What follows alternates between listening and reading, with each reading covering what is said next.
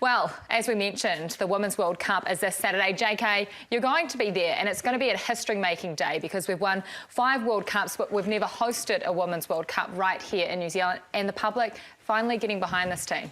Yeah, I think it's really important we support it. A couple of reasons. I think it's a World Cup. How many opportunities are we going to get to see one? And I think, you know, our wahine are going to have a hard tournament. I think that we've had a rough run in, and that's not ideal. I know Wayne and Sir Ted are in there now, and you know, they've turned things around. But this English side that's come down is a very, very good side. They've got a professional competition behind them. They thumped us last year. You were saying they're ridiculous favourites, $1.50 favourites, yeah. And so, but it is a World Cup, and we've all been to them and we've all lost them, and a World Cup is something special. So, you know, I think it's really important that the public help our wahine and get in behind them, because I think it will definitely be an extra motivation. How much analysis and research can these coaches and selectors do on these European sides, France and England, when we haven't played them and we've got totally new people in this team?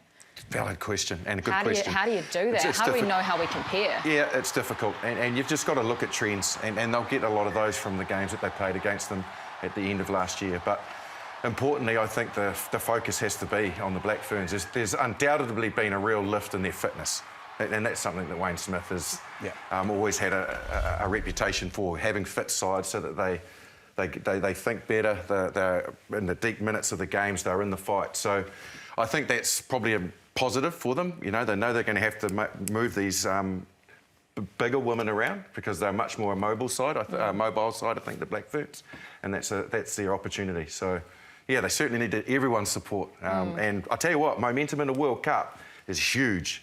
Huge confidence for the players if they can get big crowds and the country gets behind them. Well, let's take a look at who they will be playing. There are 3 pools at this Rugby World Cup. The Black Ferns are in Pool A. They'll take on Australia in the opening match, Wales and Scotland. Mills, Marty talked about the positives. The Black Ferns are at home. It's a home World Cup. Does that come with positives and negatives, the pressure that's on you when you're at a home World Cup? I think it comes with positive. I think, you know, history's on our side.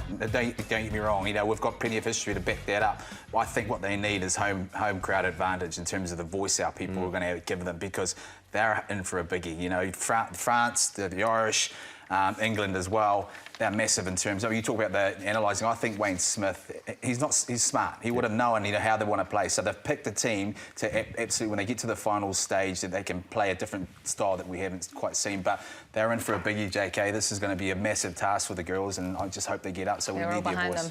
Yeah, that's what I like. I mean, for me, it's really important we play our style, and I think if we're fit enough and we play our style, will be hard to beat. And I like that about what Wayne's brought. We're not worried about how big and how mobile and, you know, the English and the French are. We're going to play our style, and we'll be hard to beat if we play our style.